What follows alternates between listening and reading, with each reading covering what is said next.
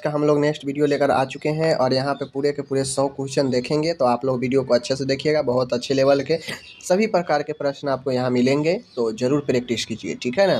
देखिए मैं वीडियो अभी प्रैक्टिस के लिए ला रहा हूँ, जितना आप प्रैक्टिस करेंगे क्वेश्चन को उतना ज़्यादा आपको दिमाग खुलेगा और उतना ज़्यादा क्वेश्चन आपको पता होगा, ठीक है ना। चलिए बाकी थ्योरी का भी वीडियो आप लोग देखते रहिए, वहाँ से आपको टॉपिक का कॉन्सेप्ट क्लियर होगा। देखिए पहला क्वेश्चन है, भारत में स्वच्छ भारत अभियान का शुभारंभ कब किया गया था। वीवीआई क्वेश्चन है, भारत में स्वच्छ भारत अभियान का शुभारंभ जो किया गया वो महात्मा गांधी के जन्म तिथि 2 अक्टूबर और 2014 में किया गया, ठीक है, याद रखिएगा। आगे मैं बढ़ता हूँ, नेक्स्ट क्वेश्चन है, शिशु के बारे में ट्रू सेंटेंस क्या है। तो इन्फेंट्स के बारे में ट्रू सेंटेंस यही है। आगे क्वेश्चन है, यहाँ पे देख लीजिए, कहता है पायरिया किस ऑर्गेन से संबंधित डिजीज है। तो पायरिया जो लगता है दांतों में लगता है, ऑप्शन नंबर ए राइट होगा, ठीक है ना।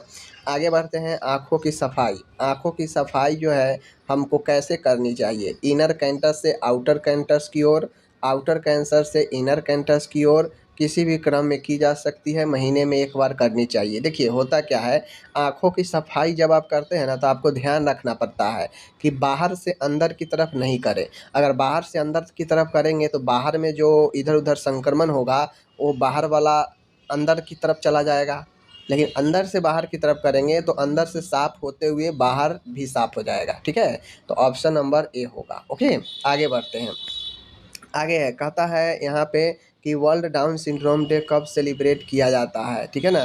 तो आप लोग को मैं कई बार बता चुका हूँ, 21 मार्च को, ठीक है। यह 21 नंबर के ट्राइसोमी के कारण होता है, तो यह 21 तारीख को मनाया भी जाता है, याद रखिएगा। आगे है, कहता है नर्सेज की एग्जिस्टिंग कंडीशन में सुधार करने के उद्देश्य से किस कमेटी का गठन किया गया। यानी नर्सेज की स्थिति में सुधार करने के लिए कौन सा कमेटी का गठन किया गया। बहुत अच्छा प्रश्न है, समझ रहे हैं ना।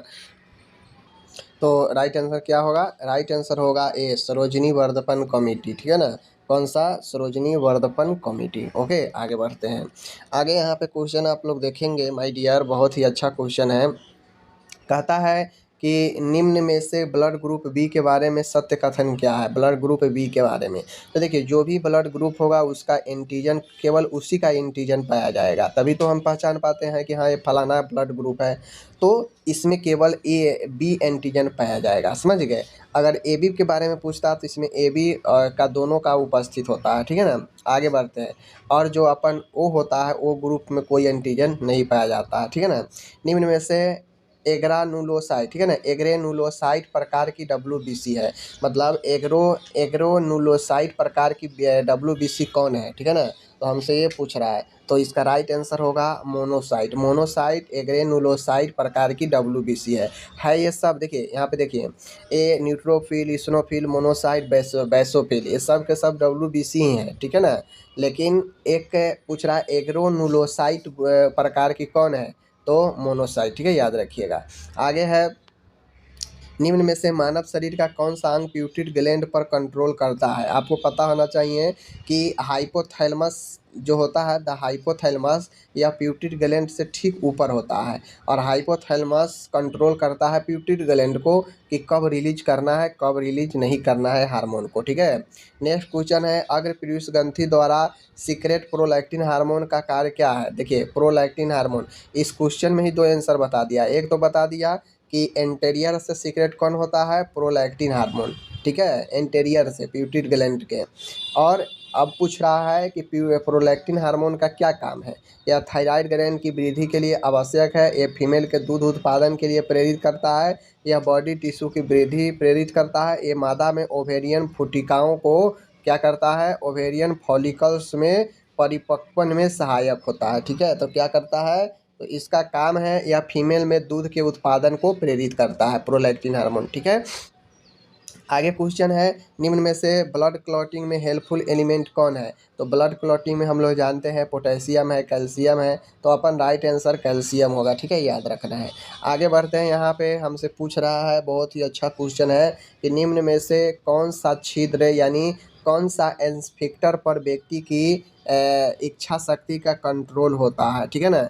कौन सा, देखिए कार्डियक इंस्पेक्टर पर आपका कंट्रोल नहीं होता है, न मिंट्रल पर होगा न ट्राई एक्सपिड पर होगा, तो ये होता है एक्सटर्नल एंड एक्सटर्नल एनल एस्फिक्टर। जो एक्सटर्नल एनल जो गुद्दा वाला एस्फिक्टर है उस पे कंट्रोल होता है, उस पे कंट्रोल होता है तभी तो मल कब त्यागना है कब नहीं त्याग करना है इस हमारे कंट्रोल में है, ठीक है ना। तो इन चीज़ों को ध्यान में रखिएगा, ऑप्शन सी। आगे मैं बढ़ता हूँ। अम्लीय पदार्थों का पीएच मान कितना होता है? तो अम्लीय पदार्थों का पीएच मान जो होता है 7 से कम होता है, 7 से कम होता है, 7 से ज़्यादा क्षारीय और 7 होगा तो उदासीन न्यूट्रल, ठीक है ना। आगे बढ़ते हैं। ह्यूमन बॉडी में पाए जाने वाला कौन सा ऑर्गेन सेम के बीज के आकार होता है, ठीक है ना। तो सेम के बीज का आकार जो ऑर्गेन होता है वो अपन किडनी होता है, ठीक है, किडनी याद रखिएगा। आगे है दस्त रोग में मृत्यु का मुख्य कारण क्या होता है? तो दस्त रोगी में मृत्यु का मुख्य कारण जो होता है निर्जलीकरण होता है, बहुत ज़्यादा पानी निकल जाने से, ठीक है ना। आगे बढ़ते हैं। नेक्स्ट छठा क्वेश्चन है यहाँ 16 है। निम्न में से किसे कम्युनिटी हेल्थ नर्सिंग की बैकबोन माना जाता है? तो गृह मुलाकात, होम विजिट को, ठीक है, याद रखना है। आगे बढ़ते हैं। यहाँ पे नेक्स्ट है 17। इमरजेंसी एम्बुलेंस सर्विस सेवा के लिए कितने नंबर पर डायल किया जाता है? देखिए यहाँ पे अच्छा क्वेश्चन है, पूछ रहा है कि इमरजेंसी एम्बुलेंस सर्विस सेवा के लिए कितने नंबर पर डायल किया जाता है? तो 108 पर, ठीक है, याद रखिएगा। आगे है यहाँ पे एक पेशेंट को रिफ़र करते समय कम्युनिटी हेल्थ ऑफिसर को निम्न सावधानी रखनी चाहिए। मतलब एक कम्युनिटी हेल्थ ऑफिसर अगर आगे वह रेफ़र कर रहे हैं पेशेंट को तो किन बातों को ध्यान रखना चाहिए? पेशेंट को हमेशा रेफरल पर्ची के साथ ही भेजने चाहिए, बिल्कुल सही है। बेहतर उपचार की अधिक आवश्यकता वाले रोगी को पहले रेफ़र करना चाहिए, ये भी बात सही है। रेफ़र करने से पूर्व पेशेंट को सभी आवश्यक उपचार दिया जाना चाहिए, तो ये भी बात सही है। तो उपरोक्त में से सभी डी हो जाएगा, ठीक है ना। आगे बढ़ते हैं। आगे बढ़ते हैं। एक सब सेंटर स्थित होता है, एक सब सेंटर स्थित होता है कितने के जनसंख्या पर? तो 3000 से 5000 की जनसंख्या पर, ठीक है, याद रखिएगा। आगे बढ़ते हैं। आगे क्वेश्चन है देश की अनुमानित सकल जन्म दर क्रूड बर्थ रेट कितना है, ठीक है ना। क्रूड बर्थ रेट हमसे पूछ रहा है। देखिए तो ये हर एक साल बदलते रहता है, समझ गए, हर एक साल। अभी जो पिछला 2024 बीता है वहाँ पे जो है आपका 16 पॉइंट, ठीक है ना, 16 पॉइंट समथिंग था, इतना था, ठीक है, 16.5। अगर एवरेज में 17 दे दे तो 17 पर टिक मारना है, ठीक है ना। आगे बढ़ते हैं। मिजल्स से ग्रसित चाइल्ड को आइसोलेट करना किस लेवल के प्रिवेंशन का एग्जाम्पल है? तो किसी भी बीमारी से बचाव का जो प्रथम स्टेप उठाते हैं वो तो प्राइमरी लेवल में आता है, ठीक है ना। क्या चीज़? प्राइमरी लेवल में, याद रखिएगा। ओके, आगे बढ़ते हैं। हॉस्पिटल वेस्ट मैनेजमेंट के दौरान निम्न में से कौन सा वेस्ट ब्लू कलर के बिन में डालना चाहिए? ब्लू कलर में कौन सा डालते हैं हम लोग? तो ब्लू कलर में जितने भी हमको शार्प नीडल वगैरह वेस्ट मिलता है उसको डालते हैं, समझ गए। एनाटॉमिकल बॉडी पार्ट येलो वाला में डालते हैं, ध्यान रखना है, समझ गए। चलिए आगे बढ़ते हैं। आगे है हेपेटाइटिस बी की उद्भावन अवधि कितनी होती है? हेपेटाइटिस बी के उद्भावन अवधि पूछ रहा है। तो हेपेटाइटिस बी जो बी होता है उसका उद्भावन अवधि जो है आपको 2 से 3 महीना होता है, यानी कुल मिला के 60 से 80 दिन, ठीक है, याद रखिएगा। आगे मैं बढ़ता हूँ। 24 है। हमारे देश में एक्सपेंडेड प्रोग्राम ऑन इम्यूनाइजेशन की शुरुआत कब हुई? यानी ईपीआई की शुरुआत कब हुई? तो हमारे देश में पूछेगा तो हमारे देश में ये चीज़ें 1978 में की गई। WHO के द्वारा इसे 1974 में शुरू किया गया था, लेकिन हमारे इंडिया में 1978 में आया, ठीक है, याद रखिएगा। और इसका नाम 1985 में बदल दिया गया, इसे यूपीआई यूनिवर्सल इम्यूनाइजेशन प्रोग्राम कर दिया गया, ठीक है। आगे बढ़ते हैं। 25 है। निम्न में से रोगाणु जनित रोग का एग्जाम्पल कौन सा है? रोगाणु जनित रोग का एग्जाम्पल कौन सा है, ठीक है ना। मिजल्स, रीनल फेलुअर, ठीक है, स्कर्वी, हीमोफीलिया। तो देखिए इसमें न रीनल फेलुअर है, न स्कर्वी है, न हीमोफीलिया, ये सब किसी सूक्ष्म जीव से नहीं होता है। जो सूक्ष्म जीव से होता है वो खसरा है जो कि वायरस के द्वारा होता है, समझ गए। अपगार अपगार स्कोरिंग सिस्टम में कुल कितने लक्षण को आकलन किया जाता है, एक्सेस किया जाता है? कुल मिला के 5, ऑप्शन नंबर सी, ठीक है। और इसमें टोटल 10 हाईएस्ट 10 होता है और मिनिमम 0 अंक होता है, बात समझ लीजिए, ठीक है। इसमें 0, 1 और 2 यही 3 अंक का इस्तेमाल किया जाता है, ओके ना। आगे बढ़ते हैं। 27 है। अपगार स्कोरिंग सिस्टम में एक नवजात का मिनिमम स्कोर होता है 0, ठीक है ना। मिनिमम कितना होता है? 0 होता है। आगे मैं बढ़ता हूँ। 28 क्वेश्चन है, निम्न में से 9 माह की एज पर कौन सी वैक्सीन नहीं लगाई जाती है? 9 माह की एज पर कौन सी वैक्सीन नहीं लगाई जाती है? विटामिन ए लगाई जाती है, पीसीवी लगाई जाती है, एमआर लगाई जाती है, डीपीटी नहीं लगाई जाती है, डिप्थीरिया पर्टुसिस टिटनेस, ठीक है। बीसीजी है, 9 माह पर बेसिकली 2 ही होता है, एक विटामिन ए और एक जो है मीजल्स खसरा का, ठीक है, याद रखिएगा। बीसीजी है, बीसीजी क्या है? एक प्रकार का वैक्सीन है, याद रखिएगा। आगे मैं बढ़ता हूँ नेक्स्ट क्वेश्चन की तरफ। तो नेक्स्ट 30 नंबर है, टीबी की रोकथाम हेतु लगाई जाने वाली बीसीजी का पूरा नाम क्या है? तो bacillus Calmette Guerin, bacilli Calmette Guerin, ठीक है, याद रखिएगा।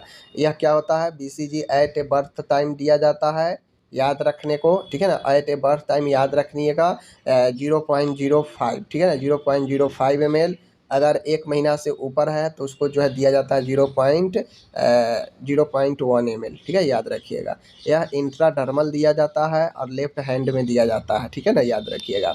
आगे मैं बढ़ता हूँ, 31 है, निम्नलिखित में से नवजात में पाई जाने वाले कार्डियोवास्कुलर सिस्टम से संबंधित जन्मजात विकृतियाँ कौन है? कॉन्जिनेंटल डिफॉर्मेलिटी के बारे में पूछा है, ठीक है ना, यानी जन्मजात बीमारी कौन है? वो भी कार्डियोवास्कुलर से रिलेटेड, यानी हृदय से रिलेटेड, ठीक है। तो देखिए कौन है, यहाँ पे मैं बताता हूँ। इसोफेगल एट्रेसिया एवं पाइलोरिक स्टेनोसिस, ये नहीं होगा। ये आपका किसका है? गैस्ट्रो का रोग है, ठीक है ना। स्पाइना बाइफिरा हाइड्रोसिफ्लस, ये भी आपका हार्ट से रिलेटेड नहीं है। पेंटेट डक्टस आर्टेरियस एवं वेंट्रिकुलर सेप्टल डिफेक्ट, ये आपका है कार्डियोवास्कुलर से। बाकी एपीएस्पेडियासिस और हाइपोएस्पेडियासिस ये भी नहीं है, ठीक है। चलिए आगे बढ़ते हैं।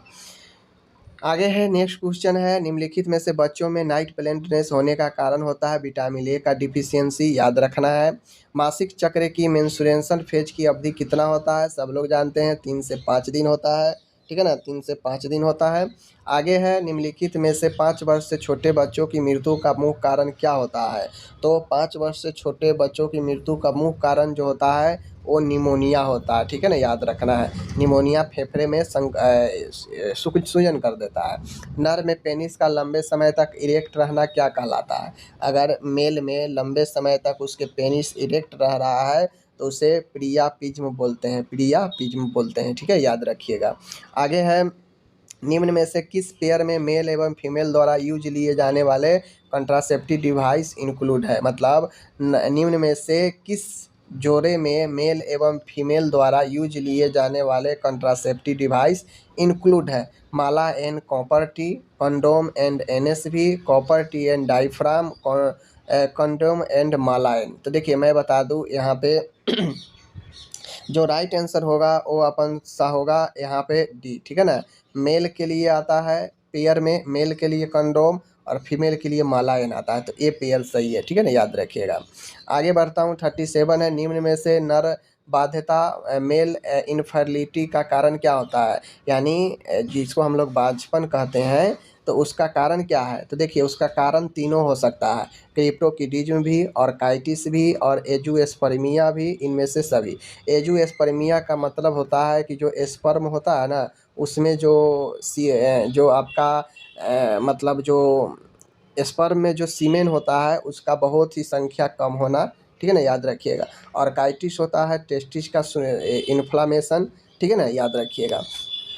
आगे मैं बढ़ता हूँ, माला एन के एक पैकेट में कंट्रासेप्टिव पिल की संख्या कितनी होती है? तो माला एन की एक पैकेट में कंट्रासेप्टिव का जो पिल की जो संख्या होता है वो अपन जो होता है वो 21 होता है, ठीक है, याद रखिएगा 21 होता है। आगे है, माता एवं उसके फीटस के बीच ऑक्सीजन और कार्बन डाइऑक्साइड का आदान प्रदान किस क्रिया द्वारा होता है? ठीक है ना, याद रखिएगा। तो किस क्रिया द्वारा होता है? तो वो होता है सिंपल डिफ्यूजन, साधारण विसरण क्रिया द्वारा माता एवं उसके भ्रूण के बीच में ऑक्सीजन कार्बन डाइऑक्साइड का आदान प्रदान होता है। ओके, आगे है 40 नंबर है, बच्चों में समान कैपिलरी रिफिल समय कितना होता है? बच्चों में समान रिफिल कैपिलरी कितने होता है? 3 सेकेंड से कम, 3 सेकेंड से कम, ठीक है। 41 है, प्रेगनेंसी के दौरान यूट्रस का आकार क्या होता है? बढ़ जाता है, ऑप्शन नंबर ए याद रखिएगा। और बढ़ जाता है, बहुत ज़्यादा बढ़ जाता है, समझ गए ना। 42 नंबर क्वेश्चन है, यहाँ पे देखिए, प्लेसेंटा पेरिविया का अर्थ क्या है? प्लेसेंटा पेरिविया का अर्थ क्या है? तो प्लेसेंटा प्रीविया का अर्थ है कि वह स्थिति जिसमें प्लेसेंटा लोअर यूटेराइन सेगमेंट में आरोपित हो जाता है। यानी जो यूट्रस है तो यूट्रस में प्लेसेंटा को ऊपर आरोपित होना चाहिए, ऊपर ऊपर आरोपित होना चाहिए। तो यह ऊपर नहीं होकर ये सर्विक्स के जो द्वार होता है, ज्वाइंट वाला भाग है, वहाँ पे आके आरोपित हो जाता है नीचे में। ठीक है, याद रखिएगा। आगे है 43 नंबर है, निम्न में से ऑब्स्ट्रक्टिव लेबर का कारण नहीं है। ऑब्स्ट्रक्टिव यानी बाधित प्रसर्व का कारण कौन नहीं है? बड़े आकार का फीटस, पेल्विक का नैरो होना, चेहरा गर्भ प्रस्तुति, एंटीवर्टेड यूट्रस। कौन सा कारण नहीं है? ठीक है, हमसे यही पूछ रहा है। तो एंटीवर्टेड यूट्रस, एंटीवर्टेड यूट्रस ऑब्स्ट्रक्टिव लेबर का कारण नहीं है। बाकी बाधित प्रसर्व का कारण सब होगा। फीटस का बड़ा होना, पेल्विक का नैरो होना, उसके बाद फेस प्रेजेंटेशन, ये तीनों कारण होगा। ठीक है ना। आगे है यहाँ पे देखिए, सूतिकावस्था के दौरान महिला को दी जाने वाली एडवाइस में शामिल नहीं है। यानी सूतिकावस्था के दौरान महिलाओं को जो एडवाइस दिया जाता है वो उनमें कौन शामिल नहीं है? पर्याप्त आराम, ये तो है सलाह। शुरुआती 6 महीने तक नवजात को केवल स्वयं का दूध पिलाने की सलाह, ये भी है। प्रसव पश्चात व्यायाम के संबंध का जो है सलाह, ये भी है। अपने नियोनेट को 4 वीक के इंटरवल पर टीटी के 2 वैक्सीन लगाना, ये जो है चीज़ें नहीं होता है। ठीक है ना, ये चीज़ें नहीं होता है।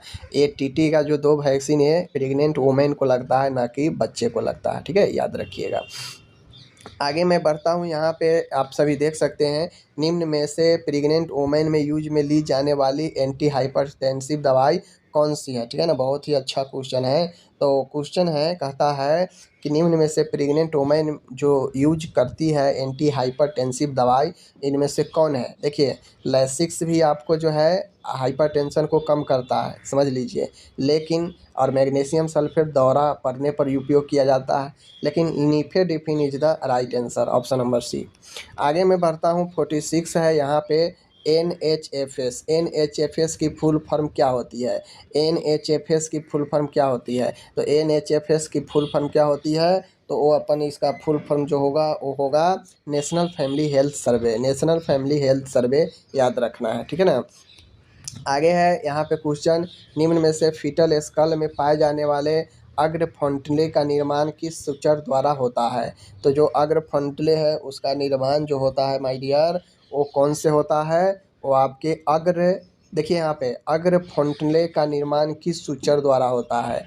तो अग्र फ्रंटले का निर्माण फ्रंटल सूचल, कोरोनल सूचल, सेजाइटल सूचल, सभी का मिल के जो है आपका आगे वाला बनता है। ठीक है, याद रखना है। आगे है यहाँ पे देख लीजिए, कहता है कि एक महिला में लेबर की 3rd स्टेज के दौरान होने वाली मुख्य घटना क्या है? तो 3rd स्टेज के दौरान लोअर यूटेराइन सेगमेंट का निर्माण, क्या ये सही है? तो बिल्कुल नहीं, ये सही नहीं है। प्लेसेंटा का पृथक होना एवं बाहर निकलना। तो 3rd स्टेज में प्लेसेंटा पृथक हो जाता है और बाहर निकलता है। ओके, आगे बढ़ता हूँ। आगे है ऑक्सीपिटो एंटेरियर स्थिति के बारे में सत्य कथन क्या है? ऑक्सीपिटो एंटेरियर स्थिति के बारे में सत्य कथन, राइट कथन क्या है? ठीक है ना, देखिए यहाँ पे, तो राइट कथन क्या है? तो राइट कथन जो होगा, इस स्थिति में फीटस का ऑक्सीपिट पेल्विस के आगे की ओर अर्थात सिम्फेसिस प्यूबिस के सामने स्थित होता है। तो ऑक्सीपिटो एंटेरियर स्थिति का मतलब है कि जो फीटस का ऑक्सीपिट पेल्विस है वो आगे की ओर होता है, अर्थात जो सिम्फेसिस प्यूबिस है उसके सामने स्थित होता है फीटस का ऑक्सीपिट। ठीक है, याद रखिए। 50 क्वेश्चन है, निम्न में से फीटस के प्रेजेंटेशन को बताने के लिए प्रायः कौन सी टर्म का यूज नहीं किया जाता है? ठीक है ना। तो ब्रीच का, सिफेलिक का, सोल्जर का, तीनों का हम लोग उपयोग करते हैं कि भाई ब्रीच प्रेजेंटेशन है, सिफेलिक प्रेजेंटेशन है, सोल्जर प्रेजेंटेशन है, इसका उपयोग करते हैं। लेकिन एब्डोमिनल प्रेजेंटेशन सुने हैं? नहीं सुने हैं, तो ये अपना डी इसका राइट आंसर होगा। 51 क्वेश्चन है यहाँ पे, आप लोग देखिए, निम्न में से निचले खंड का caesarean section lower segment caesarean section के संबंध में ट्रू सेंटेंस नहीं है। इसमें डिलीवरी हेतु यूट्रस के निचले खंड में चीरा लगाया जाता है। इसके दौरान महिला में ब्लीडिंग तथा शॉक की संभावना कम होती है। इसमें इंसिजन अम्बिलिकल्स के नीचे होता है। इसमें इंसिजन का लगभग 1/3 भाग अम्बिलिकल्स के ऊपर तक जाता है। ठीक है ना। तो राइट आंसर क्या होगा? तो right answer option number D होगा। समझ गए ना, ऑप्शन नंबर डी होगा। इसमें जो कहता है इसमें इसमें इंसेजन का लगभग 1/3 भाग अम्बिलिकल्स के ऊपर तक जाता है, ये गलत है। नाभि के ऊपर तक सर्जरी 1/3 थोड़ी ना सर्जरी जाता है, याद रखना है। आगे है यहाँ पे कहता है निम्न में से पोलियो से प्रोटेक्शन प्रदान करने वाली वैक्सीन कौन सी है? पेंटावायलेंट है, बीसीजी है, एमएमआर है या आईपीवी है? कौन है इसमें? तो इसमें जो है आईपीवी, ठीक है, आईपीवी आपका पोलियो से सुरक्षा देता है। आगे है निम्न में से एआरटी में यूज ली जाने वाली प्रोटीज इनहिबिटर ड्रग कौन सा है? एआरटी एंटी रेट्रोवायरल थेरेपी जो होता है, इसमें जो हम लोग प्रोटीज इनहिबिटर ड्रग का इस्तेमाल करते हैं वो कौन है? तो वो कौन है? तो वो इनमें से सभी है, एस्क्यूनाबीर, इंडिनाबीर और रिटोनाबीर। एस्क्यूनाबीर, एडिनाबीर, रिटोनाबीर, ठीक है, ये तीनों जो है आपका प्रोटीज इनहिबिटर ड्रग है, ठीक है, याद रखना है। आगे है निम्नलिखित में से किस बीमारी के ट्रांसमिशन में कुत्ते का योगदान होता है? सब लोग जानते हैं रेबीज में, समझ गए ना। आगे है हेपेटाइटिस ए का संचरण मुख्य रूप से किस मार्ग द्वारा होता है? मैं कई बार बता चुका हूँ, हेपेटाइटिस ए का जो संचरण होता है वो आपके ओरल फीकल रूट से होता है, ठीक है ना, ओरल फीकल रूट से। आगे है देख लीजिए, फीवर, रोज कलर रेस यानी गुलाबी कलर का रेस, बुखार, हृदय का धड़कन कम होना, ब्रेडिकार्डिया, डेलेरियम, एब्डोमिनल टेंडरनेस आदि किस डिजीज के लक्षण होते हैं? तो देखिए फीवर, रेसे आना गुलाबी कलर का, हृदय धड़कन कम होना, ये सब लक्षण आपके मीजल्स का है। जहाँ भी रेसे का नाम ले लेगा, रेस का, फीवर का, मीजल्स हो जाएगा, ठीक है। तो इस चीज़ को जो है अपन याद करके रखना है, ठीक है ना। आगे बढ़ते हैं, निम्न में से सेक्सुअल ट्रांसमिटेड डिजीज नहीं है, ठीक है ना। तो देखिए ट्यूबरकुलोसिस नहीं है, बाकी कैनक्रोइड, हेपेटाइटिस बी, गोनेरिया, ये सब सेक्सुअल ट्रांसमिटेड डिजीज है। ओके, कहता है फोमाइट का अर्थ क्या होता है? फोमाइट का अर्थ पूछ रहा है, तो फोमाइट का अर्थ होता है इन्फेक्टेड आर्टिकल, इन्फेक्टेड आर्टिकल, संक्रमित वस्तु, ठीक है। आगे मैं बढ़ता हूँ, कोरोनरी आर्टरी डिजीज का मेन कारण क्या है? तो मायोकार्डियल इस्केमिया, स्ट्रेप्टोकोकल इन्फेक्शन, गलत। विटामिन सी डिफिशियंसी, गलत। प्रोटीन डिफिशियंसी, गलत। तो मायोकार्डियल इस्केमिया ही राइट होगा, ओके, जहाँ पे हार्ट को ब्लड सप्लाई कम जाता है। निम्न में से हाइपरटेंशन का मॉडिफाइवेबल रिस्क फैक्टर है, यानी हाइपरटेंशन का जो मॉडिफाइवेबल रिस्क फैक्टर कौन है? एज है, सेक्स है, फैमिली हिस्ट्री है, स्मोकिंग है। तो right answer option number D होगा, स्मोकिंग, ठीक है ना। क्या होगा? स्मोकिंग होगा, ओके। चलिए आगे बढ़ते हैं, एकदम सभी तरह का क्वेश्चन आपको मिलेगा। आगे है निम्न में से कौन सी फाइंडिंग्स मॉडरेट हाइपरटेंशन को इंडिकेट करती है? कौन सा फाइंडिंग मॉडरेट, समझ गए ना, मॉडरेट पूछ रहा है, हाइपरटेंशन को इंडिकेट करती है, ठीक है। तो देख लीजिए इनमें क्या होगा आपका, हम लोग जानते हैं कि 140/90 से ऊपर होता है, तो ये आपका स्टार्टिंग वाला होता है। मॉडरेट की बात जैसे ही करेगा तो मैं यहाँ पे आपको बता दूँ, इसका राइट आंसर जो होगा वो होगा बी, ठीक है ना। क्या होगा? बी होगा, समझ गए, बी होगा। जब 70 mm तथा डायसिस्टोलिक इतना mm हो जाए तो ये जो है आपका फाइंडिंग मॉडरेट हाइपरटेंशन में आता है। जब 200 से पार कर जाए तो सीवियर हो जाता है, ठीक है, याद रखिएगा। एमनेसिया से क्या समझते हैं? तो एमनेसिया से समझते हैं मेमोरी में कमी आ जाना, यानी यादाश्त में कमी आना। रन फिट्स क्या होता है? तो रन फिट्स क्या होता है? बहुत ही अच्छा क्वेश्चन है। रन फिट्स एल्कोहलिक फिट्स होता है, ठीक है ना। एल्कोहलिक सीजर को रन फिट्स कहते हैं, ठीक है, याद रखना है। आगे मैं बढ़ता हूँ, नेक्स्ट क्वेश्चन है ईसीटी कितने समय के लिए दी जाती है? देखिए ईसीटी कितने समय के लिए दी जाती है? तो 0.6 सेकेंड के लिए, ठीक है, याद रखना है। आगे है ह्यूमन बॉडी में आयरन का सर्वाधिक ऑब्जर्प्शन कहाँ होता है? ह्यूमन बॉडी में आयरन का सर्वाधिक शोषण कहाँ होता है? छोटी आंत में, छोटी आंत में, ठीक है। 66 नंबर है, निम्न में से विटामिन के बारे में सत्य वाक्य क्या है? विटामिन के बारे में सत्य वाक्य क्या है? एक खाद्य पदार्थ विभिन्न एक्टिविटी के संपादन हेतु एनर्जी प्रदान करता है, ये टूटे फूटे ऊतकों को रिपेयरिंग करता है, ये मुख्य रूप से प्रोटेक्टिव कार्य करते हैं, उपरोक्त में से कोई नहीं करते हैं। तो विटामिन का बेसिकली काम क्या होता है? तो विटामिन का बेसिकली काम होता है कि यह सुरक्षा प्रदान करने का काम करता है, ठीक है ना। रिपेयर के काम कौन करता है? प्रोटीन करता है, ठीक है, याद रखना है। आगे है यहाँ पे देख लीजिए, निम्न में से अधिक वजन ओवरवेट वाले लोगों के बीएमआई के बारे में सही कथन क्या है। तो जिसका ओवरवेट में आए तो उसका बीएमआई क्या कहेगा, तो इन चीज़ों को ध्यान में रखिए। तो उसका बीएमआई यही कहता है कि इसकी बीएमआई 25 क्रीगा प्रति मीटर स्क्वायर से अधिक होती है। जिसका भी इतना से अधिक होता है तो वो ओवरवेट में चला जाता है। फार्मूला भी निकालने का देखिए, यही इसका फार्मूला निकालने का तरीका है, समझ गए। ऊपर में केजी दे दीजिए और नीचा में जितना भी आपका दिया है, हाइट दिया है, वो अगर सेंटीमीटर में दिया है तो मीटर में बदल कर स्क्वायर कर दीजिए और भाग दे दीजिए तो निकल जाएगा। ओके, ये CHO में पूछा भी गया था। आगे है, निम्न में से पशुजन खाद्य पदार्थ है जो पशु से प्राप्त होता है। तो मिल्क अपन पशु से प्राप्त होता है, पता होना चाहिए। मिड डे मील प्रोग्राम, देखिए वैसे तो मिड डे मील प्रोग्राम का अब नाम जो है पीएम पोषण हो गया। मिड डे मील प्रोग्राम का अब नाम क्या है, पीएम पोषण नाम है, ठीक है, पीएम पोषण।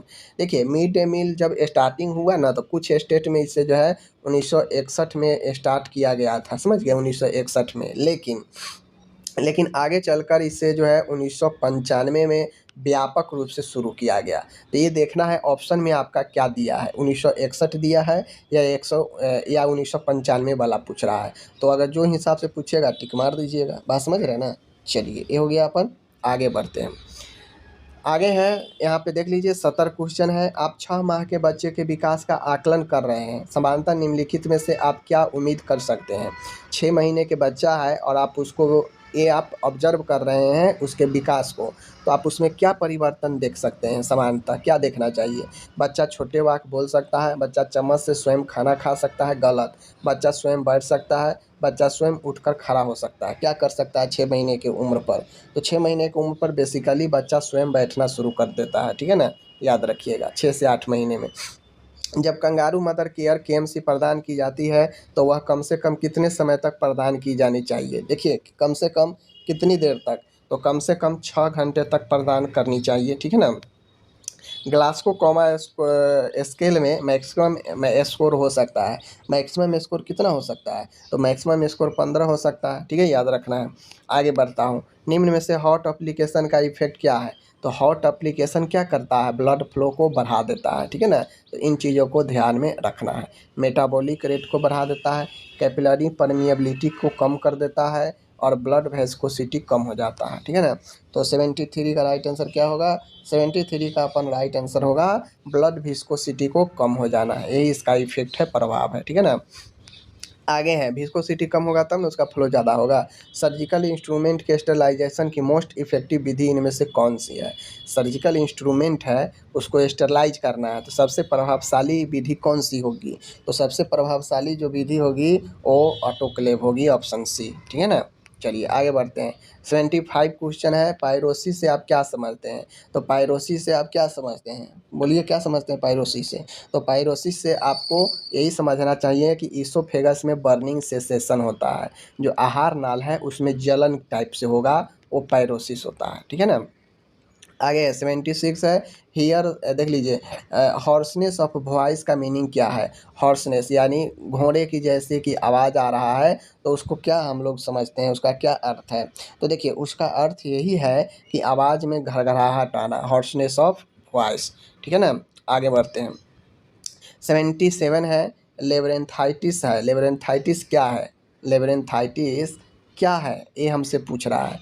तो बेसिकली लेबरेंथाइटिस क्या है, तो बेसिकली लेबरेंथाइटिस एन ईयर डिसऑर्डर, कान का एक समस्या है, ठीक है ना, याद रखिएगा। आगे है, क्रिएटिनिन के बारे में,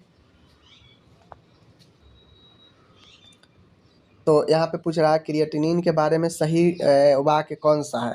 तो क्रिएटिनिन के बारे में सही वाक्य कौन सा है, यह एक हार्मोन है, यह एक डाइजेस्टिव एंजाइम है, यह एक प्रकार का ब्लड सेल है, यह एक प्रकार का वेस्ट प्रोडक्ट है। तो यह एक प्रकार का क्या है, वेस्ट प्रोडक्ट है जो आपके ब्लड से किडनी छान कर निकलता है।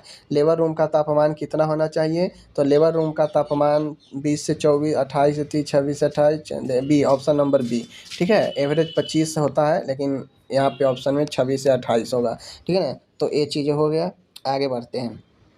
आगे है 28, मूत्र त्याग करने की, देख लीजिए यहाँ पे, मूत्र त्याग करने के दौरान होने वाले दर्द के लिए क्या बोलते हैं, तो इसे हम लोग डिस्यूरिया बोलते हैं, ठीक है ना। फ्रीक्वेंसी ऑफ यूरिनेशन यानी बार बार यूरिन का त्याग करना फ्रीक्वेंसी होता है।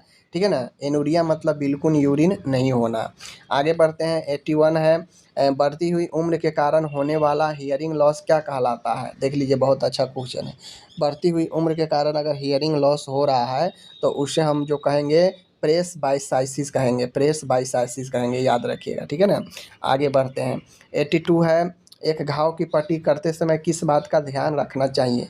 तो घाव की पट्टी करते समय एसेप्टिक तकनीक का उपयोग करेंगे, बिल्कुल सही। पट्टी की चौड़ाई लंबाई पर्याप्त होनी चाहिए, बिल्कुल सही है। पट्टी बांधते समय एप्रोप्रिएट एंटीसेप्टिक सॉल्यूशन का उपयोग करें, बिल्कुल, यानी उपरोक्त में से सभी का ध्यान रखेंगे। 83 है शॉक की कंडीशन में पेशेंट को कौन सी पोजीशन प्रदान करना लाभदायक है। बता चुके हैं टेंडलबर्ग पोजीशन, ठीक है ना। आगे बढ़ते हैं कहता है 84 है निम्नलिखित में से कौन सा इम्यूनोग्लोबिन मानव के दूध में पाया जाता है। तो मानव के दूध में IgA पाया जाता है, ठीक है ना, याद रखिएगा। कौन सा पाया जाता है, IgA पाया जाता है। ओके, आगे बढ़ते हैं CVA। CVA क्या है, CVA क्या है, तो CVA एक न्यूरोलॉजिकल विकार है जिसे हम लोग क्या कहते हैं, सेरेब्रो वास्कुलर एक्सीडेंट, ठीक है ना, सेरेब्रो वास्कुलर एक्सीडेंट, ठीक है ना। CVA न्यूरोलॉजिकल विकार है, ओके, जो ब्रेन में घटित होता है। 86 है निम्न में से कौन सी दवा एंटी हाइपरटेंसिव दवा का उदाहरण है। कौन सी दवा है, देख लीजिए यहाँ पे पायरेमेथिन, ठीक है, क्लोरोक्यून, सल्फेक्टोक्सिन, कौन सी दवा जो है इनमें एंटी हाइपरटेंसिव एंटी पैरासाइटिक दवा है। एंटी पैरासाइटिक दवा कौन सा है, एंटी पैरासाइटिक ड्रग के बारे में पूछ रहा है। तो एंटी पैरासाइटिक इनमें सब है, ठीक है ना, पेरीमेथामिन, ठीक है ना, पेरीमेथामाइन, क्लोरोक्यून, सल्फेडॉक्सिन, ये सब के सब एंटी पैरासाइटिक दवाई है। CM से क्या समझते हैं, C.M, ये मेडिकल में यूज होने वाला एब्रीविएशन है, ठीक है ना। तो CM से क्या समझते हैं तो CM से बेसिकली कल सुबह, ठीक है, याद रखिएगा, कल मॉर्निंग में। आगे है 88 है निम्न में से वैसोडाइलेटर दवा का क्या उपयोग है। ये मेडिसिन मल के उत्सर्जन को आसान बनाता है, गलत। ये तो ये काम कौन करता है, ये तो लैसिक्स करता है, सॉरी, लैक्जेटिव ग्रुप की दवा करता है कि मल के उत्सर्जन को आसान बनाता है। ये मेडिसिन कन्वंशन को उपचार को कम करती है, गलत। ये मेडिसिन वैसोडिलेशन प्रसार करती है, ये बातें सही है। और ब्रोंकोडिलेशन करेगा, समझ रहे हैं ना। 89 है क्लोरोक्यून का उपयोग क्या निम्न में से किस बीमारी के उपचार हेतु किया जाता है। तो क्लोरोक्यून का उपयोग निम्न में से जो किया जाता है मलेरिया में किया जाता है, ठीक है, याद रखिएगा। आगे है 90 नंबर है, देख लीजिए आप लोग यहाँ पे कॉप्लिक स्पॉट जो है किस बीमारी में देखने को मिलते हैं। तो कॉप्लिक स्पॉट मिजल्स में देखने को मिलता है, ठीक है। आगे है मेडिसिन के निम्न रूट में से कौन सा रूट एक अनकॉन्शियस पेशेंट को दवा देने के लिए उपयोग में नहीं लिया जा सकता है। तो IV से दे सकते हैं, IM से दे सकते हैं, मालिश कर सकते हैं, मुंह के द्वारा नहीं दे सकते हैं क्योंकि वो अनकॉन्शियस है तो मुंह से लेगा ही नहीं। 92 है निम्न में से IV द्रव्यों में से सबसे डाइल्यूट घोल कौन सा है, ठीक है ना, सबसे डाइल्यूट घोल कौन सा है, ठीक है ना, डाइल्यूट घोल पूछ रहा है। तो इसका आप लोग जो है 92 का क्वेश्चन मैं आपको दे रहा हूँ, आप इसका जो है बताइए कि इसमें डाइल्यूट कौन है सबसे ज़्यादा। 93 है निम्न में से बेनाइन नियोप्लाज्म की विशेषता नहीं है, ठीक है ना, बेनाइन नियोप्लाज्म की विशेषता नहीं है। तो देखिए एनाप्लेसिया तथा प्लियोमॉर्फिज्म प्रायः प्रेजेंट होते हैं। तो जो बेनाइन नियोप्लाज्म होता है इसमें इसका विशेषता यही है कि इसमें एनाप्लेसिया तथा प्लियोमॉर्फिज्म प्रायः प्रेजेंट होते हैं, ठीक है ना, याद रखिएगा। ओके, आगे बढ़ते हैं। आगे यहाँ पे है 94 नंबर का क्वेश्चन है, देख लीजिए आप लोग कि लोकल एनेस्थेसिया को इस नाम से भी जाना जाता है। किस नाम से जानते हैं, तो जनरल एनेस्थेसिया के नाम से भी जानते हैं लोकल एनेस्थेसिया को, ठीक है। 95 है बिल-रोथ 1 प्रक्रिया किस डिजीज के मैनेजमेंट हेतु उपयोग में ली जाती है। तो बिल-रोथ 1 हो या बिल-रोथ 2 हो, दोनों प्रक्रिया पेप्टिक अल्सर में उपयोग करते हैं, पता होना चाहिए आप लोग को, ठीक है ना। 96 है कॉमन बाइल डक्ट में मौजूद स्टोन को कुचल कर बाहर निकालना क्या कहलाता है, ठीक है ना, बहुत अच्छा क्वेश्चन है। कहता है कि कॉमन बाइल डक्ट में मौजूद स्टोन को कुचल कर क्रश करके बाहर निकालना क्या कहलाता है। तो ये कहलाता है कोलिडोकोलिथोट्रिप्सी, कोलिडोकोलिथोट्रोप्सी, ठीक है, याद रखना है। आगे है यूटेराइन फाइब्राइड है। यूटेराइन फाइब्राइड क्या है? तो यूटेराइन फाइब्राइड अधिकांश केसेज जो है एसिम्प्टोमेटिक होते हैं, मतलब अलक्षणिक होते हैं, लक्षण नहीं दिखते हैं यूटेराइन फाइब्राइड में अधिकांश मामला में। आगे है कोरियोनिक रीनल फेलुअर के मामले में एनीमिया का कारण क्या है? क्रोनिक रीनल फेलुअर यानी लंबे समय से किडनी फेल है तो एनीमिया का कारण क्या हो सकता है? तो एनीमिया का कारण जो होगा वो सी होगा, एरिथ्रोपोएटिन हार्मोन की कमी। बहुत दिनों से अगर किडनी फेल है तो एरिथ्रोपोएटिन हार्मोन की कमी होगी, ठीक है ना। 99 नंबर का क्वेश्चन है, निम्न में से स्किन ग्रेफ्टिंग प्रायः किस डिजीज के उपचार हेतु की जाती है? Skin cancer, severe burn, extensive skin loss, ठीक है ना। तो ऑल ऑफ द एबव। देखिए तो ये सब में होगा, स्किन कैंसर में, सीवियर बर्न में, एक्सटेंसिव स्किन लॉस में, तो सभी में होगा, ठीक है।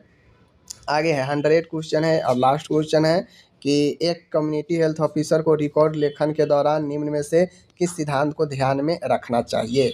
तो उपरोक्त में से सभी इसका राइट होगा, समझ गए। तो चलिए हम लोग यहाँ पे आज 100 क्वेश्चन किए हैं। आपको ये 100 क्वेश्चन कैसा लगा है हमें कमेंट करके ज़रूर बताएं, ताकि हम और बेहतरीन प्रश्न आपके एग्ज़ाम तक लाते रहें, ठीक है। चलिए मिलते हैं अगले वीडियो में, तब तक के लिए धन्यवाद।